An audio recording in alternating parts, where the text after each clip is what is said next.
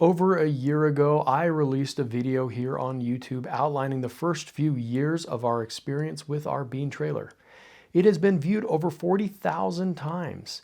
And one of the things that sold me on the bean trailer was how easy it is to maintain. At the beginning of every camp season, I go through a number of the systems of the trailer to make sure that it is in total good operating condition and ready for our camping season. It's hard to think that this is our 5th year that we will be camping in our bean trailer. The time has gone by really fast.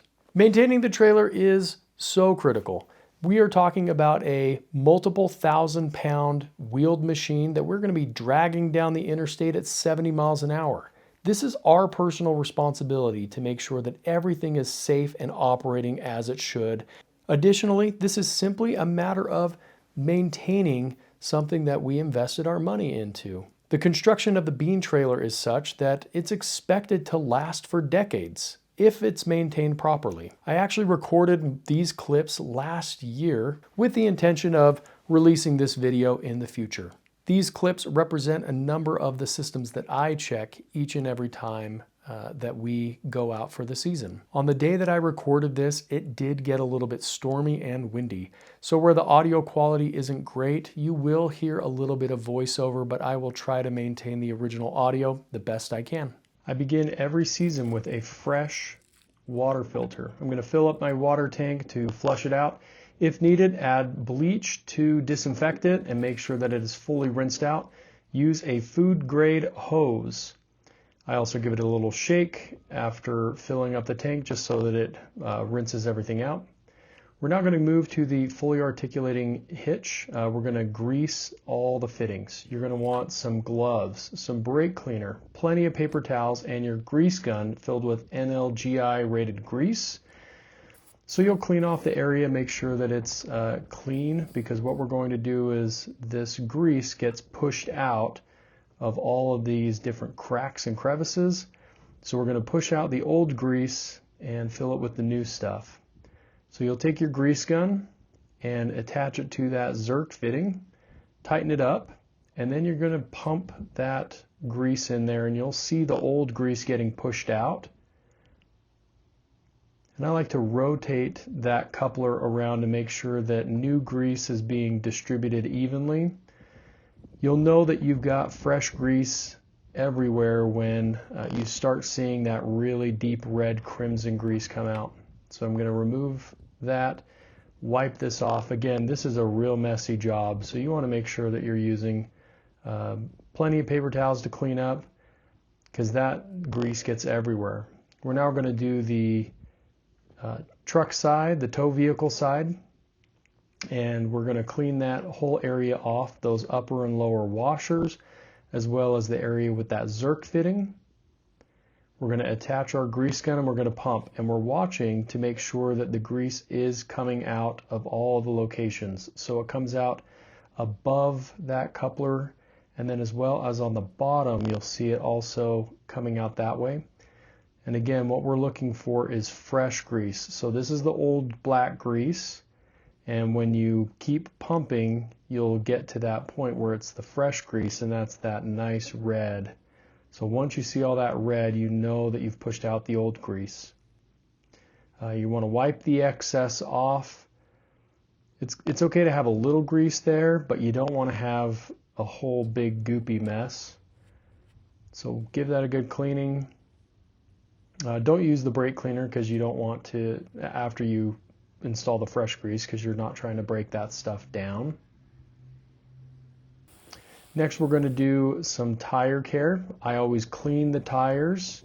This scrubs them all off. I use soft scrub, and then once that's done, I will get some tire gel. The reason we do this, it's basically like a sunscreen for your tires and lotion in one. It keeps it from getting UV damage. So you apply it to a foam applicator pad and then buff that into the sidewall.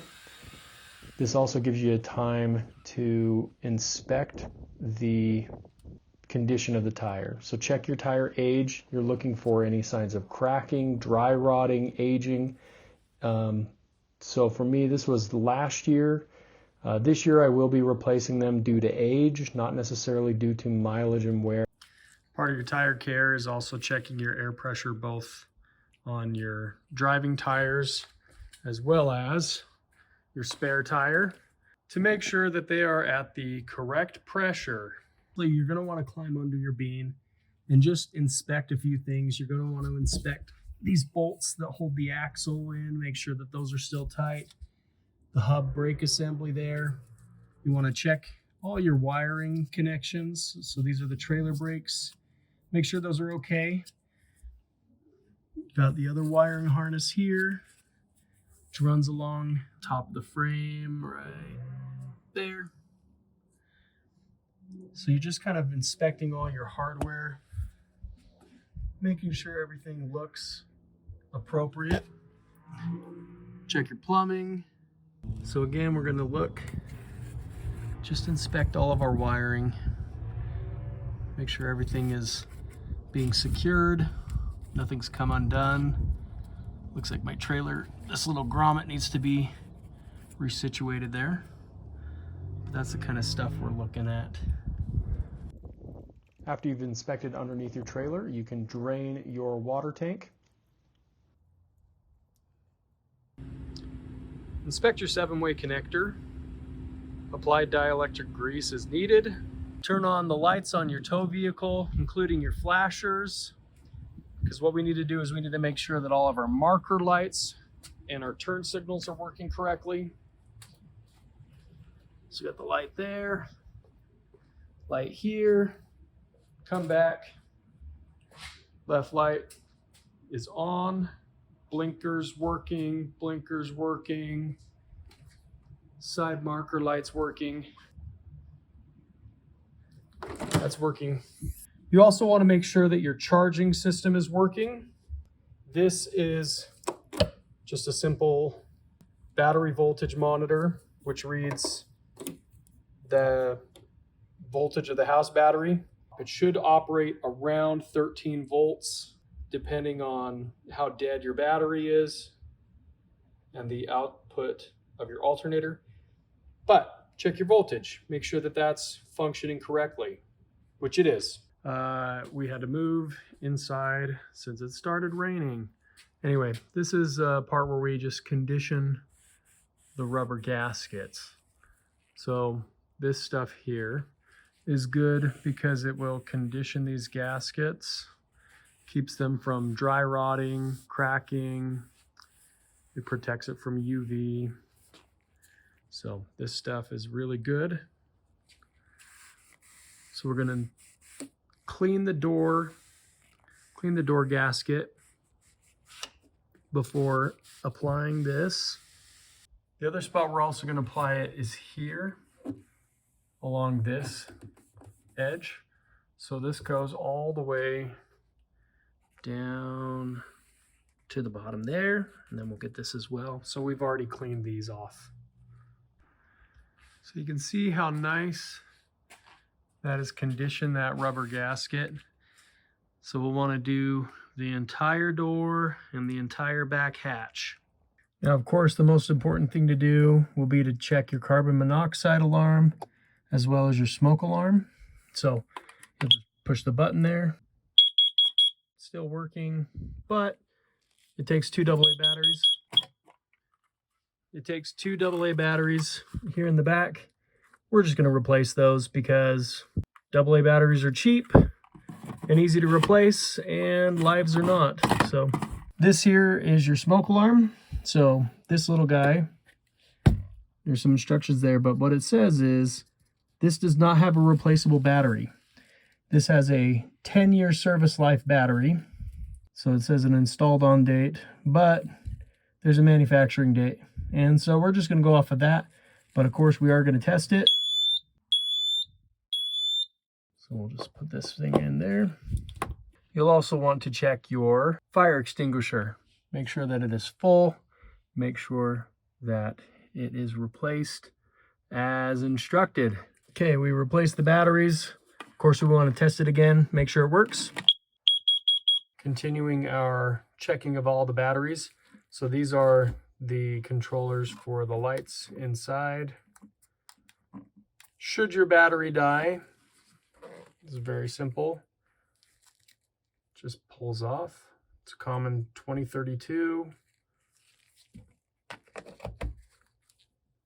So after a few years, it's worth replacing those. Continuing our annual inspection, one thing that needs to be inspected on the outside of the fiberglass shell is this material here. This is called a lap seal, and the lap seal just needs to be checked. And this does need replacing every so often as needed. So if your trailer lives outdoors, maybe parked on the side of the house or something, and it's got a lot more UV, and if it doesn't have a roof tent blocking that, this seal will degrade over time. So you'll peel that up and replace it as needed. Where we have our beans stored in the garage, this tends to last quite a bit longer. So, but yeah, you will want to check it, make sure that there's no water intrusion, that this hasn't shrunk and cracked. The other maintenance thing to do is to replace the repack the grease of your wheel bearings. Bean has made it super easy to do because they use the Dexter Easy Lube axles. So behind this little rubber dust seal is another Zerk fitting, and I will do a separate video on servicing the wheel bearing for these axles. That's going to do it for today's video. I hope it was helpful and informative. You'll want to stick around and subscribe because on our next video, I'm going to go over re-greasing the wheel bearings of the Dexter Easy Lube axle assembly found on the Bean trailer. I hope you all have a great season of camping, and I would love to hear your own maintenance tips and tricks down below in the comments. Catch you later.